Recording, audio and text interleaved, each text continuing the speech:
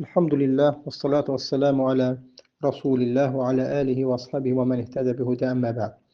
Allah'ın olsun biz davam edirik Şeyx Abdurrazzaq Həfzahullahın İmanın Təzələnməsi adlı risaləsini oxumağa və Şeyx imanın artma, iman barəsində sələflərdən gələn əsərləri qeyd etdikdən sonra və keçir əsas iki məsələ barəsində danışmağa. Həmin iki böyük səbəb isə imanın artması və güclənməsi və həm imanın zəifləməsi və naqisləşməsi barəsindədir. Və Şeyx buyurur ki, وَهِيَ كَثِيرَةٌ وَلَكِنَّ أُشِيرُ إِلَى أَهَمِّهَا عَلَى وَجْهِ الْإِخْتِصَارِ وَالْإِيجَازِ. Deyir, yəni imanın artma və azalma səbəbləri çoxdur, lakin burada onun ən mühümlərinə qısa olaraq işarə edəcəm. Yəni, danışsaq, Şeyx deyir ki, bu barədə imanın artma səbəbləri və azalma səbəbləri bunlar çoxdur, lakin burada ən mühümləri barəsində, ən əhəmiyyətləri barəsində danışacağım. Və buyurur ki, وَنَبْدَوْ أَوَّلًا بِذِكْرِ أَهَمِّ الْأُمُورِ الْبَاعِثَةِ عَلَى زِيَادَةِ الْإِيمَانِ وَتَجْدِيدِهِ. Və imanın ən birinci deyir, başlayırıq imanın artmasına ən böyük və artmasına və təzələnməsinə ən böyük səbəb olan məsələ ilə. Təallümül ilmi şər'i.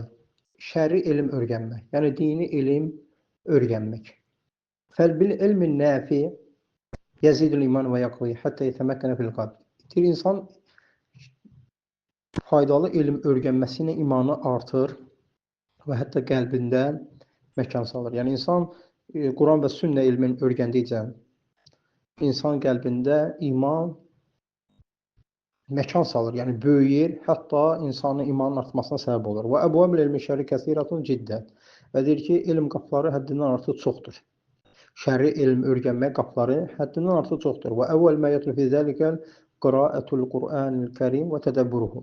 Deyir, və ən birincisi isə bu elmə daxil olan, elm qapı, yəni şəri elmə daxil olmaq, ən birincisi Allah Subhanahu taalanın kitabı Quran-ı Kərimi oxumaq və tədəbbür etmək, yəni ayələri barəsində fikirləşməkdir. Fə innə kəlamallahi min ə'zami mə yəzidul iman. Çünki deyir, Allahın kəlamı imanı artıracaq ən böyük səbəblərdəndir. Kəmə qalə Teala, necə ki Allah Subhanahu və Teala buyurur, və izə mə unzilət suratun fəminhum mən yəqulu əyyukum zədəthu həzihi imanən fəəmməl-ləzine əmənu fəzədəthum imanən və hum yəstəbşirun və əmməl-ləzine fi qulubihim maradun fəzədəthum ritsən ilə ritsihim və mətu və hum kafirun. Və Allah Subhanahu Tövbə surəsi 124-cü və 125-ci barəsində möminlərin necə imanın artması və münafiqlərin necə pisliyin üzərinə, nifaqların üzərinə nifaq gəlməsi barəsində danışır. Allah Subhanahu ən birinci möminlər barəsində buyurur ki, onlar daha doğrusu bir surə nazil olduqda, Allah Rəsuluna bir surə nazil etdikdə, münafiqlərdən bir-birinə soruşardılar, istehza edərək, ələ salaraq, belə deyərdi ki, əyyukum zədətu həzihi surə. Bu, sizin hansınızın imanını artırdı bu inən surə. Peyğəmbər s.ə.və inən bu surə və bir ayə hansınızın imanını artırdı.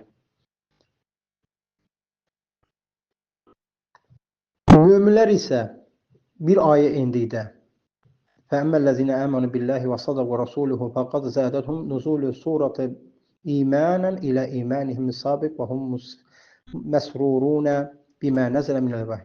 Möminlərə gəldikdə isə nazil olan surə onların köhnə imanların üzərinə iman artırar və onlar sevinərdilər və onların dünya və axirət xeyirlərinin artmasına daha çox səbəb olardı. Yəni bir ayə inməsi, bir surənin inməsi. Münafiqlərə gəldikdə isə onlar Quran ayəsi indikcə, Quran əhkamları indikcə, qıssalar indikcə onların xəstəliyin üzərinə, nifaq xəstəliyin üzərinə, münafiqliklərin üzərinə münafiqlər artardı. Nifaqları daha da artardı. Çünki o qədər enən ayəni yalançılayardılar, yalan sayardılar ki, ancaq o enən ayə onların xəstəliyin üzərinə xəstəlik artırardır. Lakin möminlərdə əksi idi bu. Möminlər Allahın ayətləri indikcə imanları artar. Lakin münafiqlər Allahın ayətləri indikcə xəstəliklərin, nifaq xəstəliklərinin üzərinə xəstəlikləri artardılar. Nə qədər ayə inərdisə, onlar o barəsində şəkk edərdilər. Allah Subhanahu buyurur ki, onlar həqiqi kafirlərdir. Və həmçinin imanın artma, yəni Quranı tədəbbür etmə barəsində, şər'i il barəsində isə Quranda olan faydalar barəsində isə Allah Subhanahu belə buyurur: "İnne hazal Qur'an yehdi lillati hiya aqwam." Və təfsir alimləri buyurur ki, "İnne hazal Qur'an munazzalun ala Muhammad sallallahu əleyhi və səlləm." Muhammedə nazil olan bu Qur'an yadullu ala ahsanis subul və hiya subul İslam.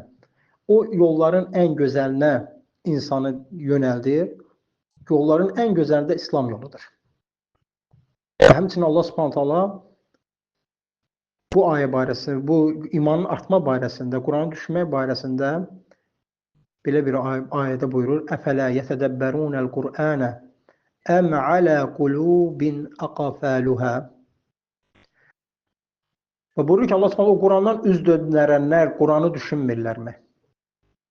Tədəbbür etmirlərmi?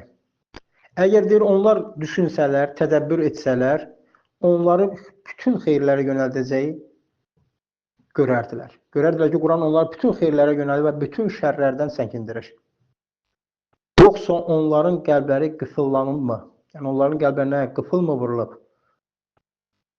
Fələt, yəni bu cürünə Quran, gözəl yönəldən Quran ayələri, haqqı batildən ayırt edən Quran ayələri onların qəlblərinə fayda vermir. Yəni əgər haqq ilə düşünsələr, mütləq şəkildə bu Quran onlara fayda verər. Və həmçinin Allah Subhanahu başqa bir ayədə buyurur ki, "Kitabun ənzəlnahu İleykə mübarakun liyyəddəbbəru ayətihi və liyyətəzəkkərə ulul əlbəb." Və buyurur ki, bu sənə nazil olunan kitab, "İnnə həzəl Qur'an kitabun ənzəlnahu İleykə kəsirun xeyr." Çoxlu faydalar, xeyirlər vardır. Liyyəddəbbəru nəsi ayəti, insanlar bunun ayətlərin fikirləşsinlər, mənaların fikirləşsinlər və ağıl sahibləri öyüd nəsihət alsınlar. Və həmçinin Allah Subhanahu taala başqa bir ayədə buyurur ki, "Əfələ yetədəbbərunəl Qur'anə və ləv kânə min indi qeyrillahi ləvəcədu fihi ixtilafən kəsirə." Allah Subhanahu taala yenə burada kafirləri Quranı düşünməyə çağırır. Deməliyə təəlləmün, alimlər deyirlər ki, təfsirlər, niyə görə Quranı düşünmürlər? Niyə görə onu tədris etmirlər? Araşdırmırlar. Hətta onlara açıq, aydın haqq bəlli olsun. Çünki əgər düşünsələr, tədris etsələr, görərlər ki, Quranda heç bir ixtilaf, çaşqınlıq yoxdur. Hətta yəqin olarlar ki, bu Allahdandır. Və Allahdan qeyrisindən olsaydı, o zaman onun içində çoxlu qarma-qarışıqlıq və həmçinin əhkamlarında çaşqınlıq və həmçinin çoxlu ixtilaflar olardı. Mənalarında çoxlu ixtilaflar olardır. Və həmçinin Allah Subhanahu taala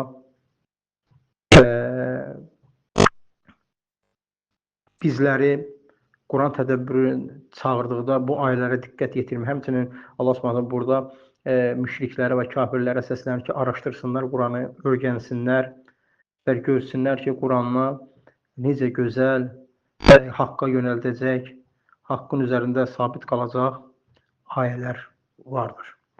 Və insan möminlər yaraşanıdır ki, mömin hər dəfə Quranın bir ayə oxuduqda onu anlamağa çalışsın. Çalışsın ki, o ayədə olan elmi, hikməti, fiqhi anlasın. Çünki sələflərdən gəlir ki, Abdurrahman ibn Süleymədən radiyallahu rahmallahdan gəlir ki, tabinlərdən olub, bizi Quran öyrədənlər bizə 10 ayəni öyrədər, deyərlər 10 ayə öyrədərdilər, onun elmin, əməli də birgə əməl edər. Yəni sahabelər vəsf edir ki, Quran müəllimləri Quranı öyrənərdilər onlar.